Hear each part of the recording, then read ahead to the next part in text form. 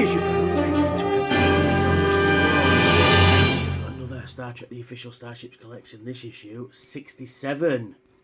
We've got the Klingon D-7 Battle Cruiser from Star Trek, the original series. Oh, mama. Oh, mama. And as per magazine, ship. More on the ship in a moment. Yes, we likes the Klingons. So, we've got Klingon D-7 Battle Cruiser.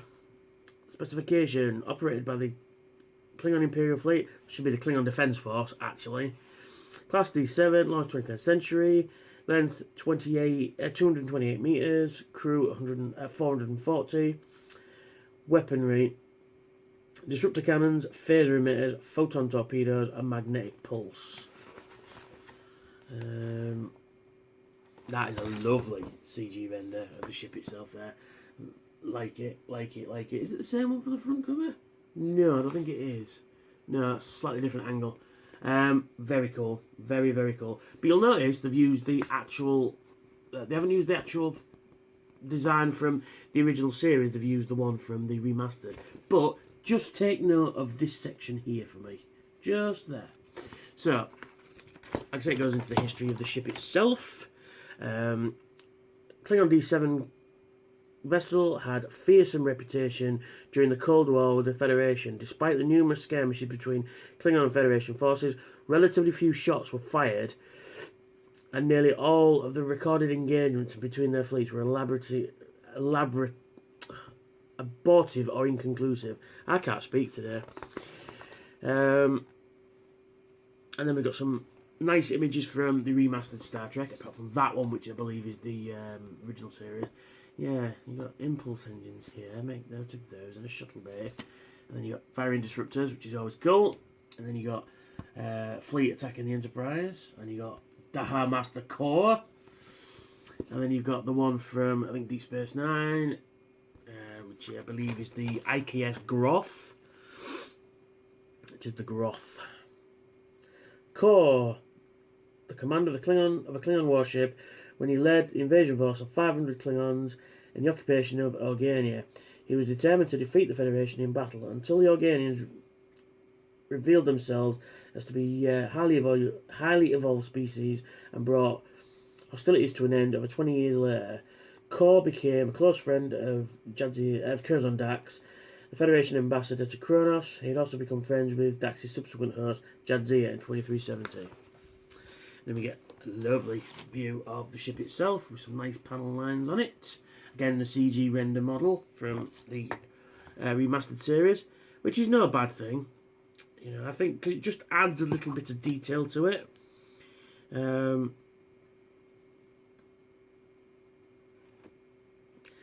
Mara, the Klingon wife of Commander Kang and science officer aboard the D-7 Battle Cruiser.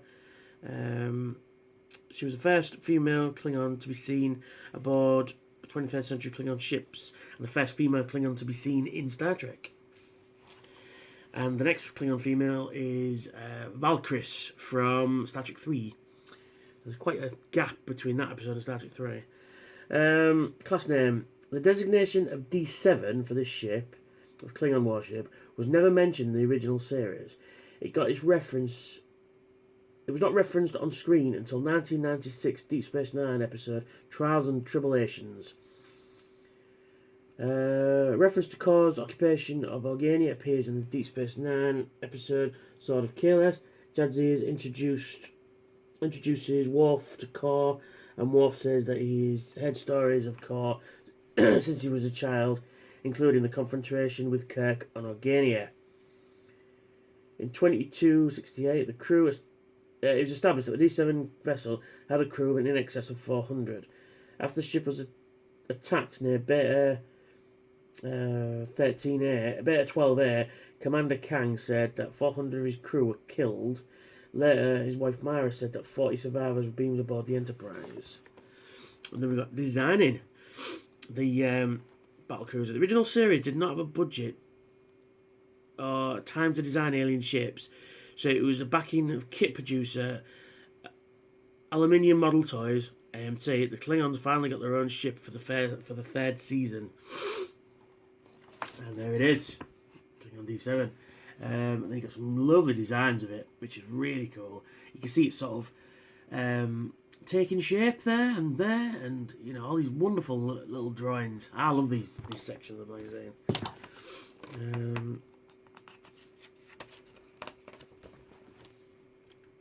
And then again, you can see it sort of coming into shape there. You can see things adding to it, and then you've got the nacelles placed up on there, and then move them down below, makes it just that much more menacing.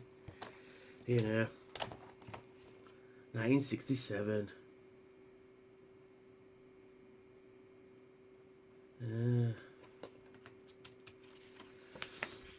then we've got a story of the history of the Klingon language, which is a bit of strange. I have this book. It's very good. It's down there somewhere. Yes. I mean, it's nice to include it, I guess. You know, I mean, the Klingons didn't speak any their own language until the motion picture, where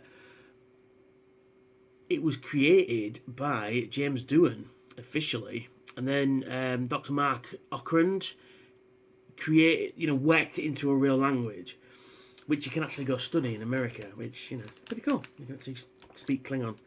And then we've got on screen, the first appearance is Elaan of Troyius, which is a strange episode. TV appearance original series, and of course it pops up on Deep Space Nine, and designed by Matt Jeffries. For the first 2 seasons of the original series, no Klingon ships were ever shown despite frequently mentioned. This was due to severe budget constraints, and the D7 class did not appear until the 3rd season. It was scheduled to be a first in Elaan of Troyius, but the episodes were not aired in production order. The first time we see the ship was in the Enterprise incident, where it appeared as a Romulan vessel. In the original series, remastered, the D7 vessel was digitally inserted at the beginning of the Season 1 episode, Errand of Mercy. The D7 Battle Cruiser studio model was made by Greg Ginn. Could be filmed for Deep Space Nine episode Trials and Tribulation. This model was slightly different to the 60s original. Included added surface detail and painted with a greenish hue. Presidential candidate Robert F. Kennedy assassinated in Los Angeles while Elaan of Troyius was in production. Actress France Neon, who played Elaan, was a big supporter of the Kennedys, and was deeply shocked by the news. And coming next time is the Federation Attack Fighter, which is pretty cool. Seen as the Maquis ship as well first. So, onto the model, and here it is, boys and girls. The Klingon Battle Cruiser. Now, first off the bat, even on the 60s model, it had windows painted in there and painted across there, and a couple on the top there. Annoyed that they didn't put that on, because that is just a glaring omission. I might sort that out myself.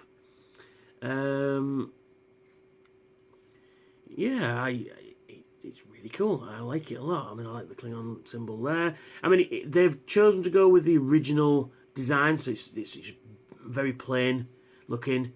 But I mean, they could have put the impulse engines in there. It just looks a bit too plain. But I guess that's how it appeared in the episode, especially on the bottom there. You can see the panel lines. Bit of a shame. But yeah, I can see it now. I've just seen the Geekology Boys review of this one, and they said on theirs that they had a bit of mould damage, and I'm looking at mine, I thought, well, there isn't, and then I've looked carefully there. Then you can see it, it looks like right there, yeah, you can just make it out there, that's better. Just make it out there, it looks like they said in the episode, it'd been broken out of the mould rather than cut out of the mould. And, you know, you've got a little bit of damage along there. But, do you know what, though? And mine has got a little scuff there. You can see it right there, like a little scuff. See, mine, I think, I don't mind it because it looks like it's been, you know, a Klingon ship in battle, you know, several times and been repaired and patched back together. And so I don't mind it. as such, but it is a bit of an oversight. Yeah, and you got Klingon language there. I believe that's supposed to be the name of the ship. So it could be the Groth, I guess, the IKS Groth. But yeah, the windows on the forward section there are a bit of a misstep. And then you've got the painted lights on the top there. So why couldn't you put the lights across there and across there? And it took you 5 seconds. Seriously. But other than that, it's a nice model. Now, just to do a comparison to the qaStaHvIS class. Now, the qaStaHvIS class ships are actually smaller, just smaller than these ones, but not by much. Now, here is the Klingon qaStaHvIS. I mean, this is one of the, issue 8, I think. I mean, it was obviously redesigned for the motion picture. But this has got so much detail on it compared to this one. But then, again, they did that for the motion picture. So the detail issue I ain't got a problem with. But it's, like I said, I think these are about in scale with each other, you know. Yeah, the qaStaHvIS were slightly smaller. And the crew section, I'm guessing, which is this bit here, is also where the forward torpedo tubes are. This section is slightly more bulbous on this one, and less bulbous on the qaStaHvIS, as you can see. There we go. But yeah, it's really cool. But it's nice to have in the collection. It's nice to go up against the with the rest of the Klingon ships. And it would be nice if we could get the Groth variant, you know, the green one with the slightly more detail on it. But Ben Robinson said he doesn't like doing variants. You know, ISS Enterprise, anyone, which I'm still waiting for. But yeah, just a little bit more care and attention to this one would have been great. Like adding this colour grey into this section here, above here. Yeah, and adding the impulse engines in would have took nothing. You know, and adding the green from the nacelles would have been quite good as well. But you know, can't have everything. And adding the red deflector dish at the back there. But you know, you can't have everything. But it is cool. I like it. I'm glad I have it because it's another original series ship now. We've got the trifecta of the Enterprise, the Romulan Bird of Prey, and the Klingon Battle Cruiser, which was always I think there was a gift set you could get with all those three in. What are the original series ships we've got? Oh, we've got the Antares from a couple of weeks ago, and the Botany Bay, and I think that's it for the minute.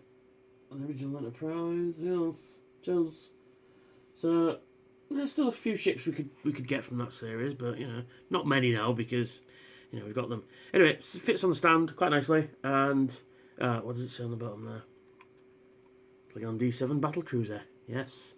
And this is what a Klingon fucking ship should look like. Big, menacing, and it will kick you in the nuts. But yeah, if you're cherry picking, definitely pick this one up.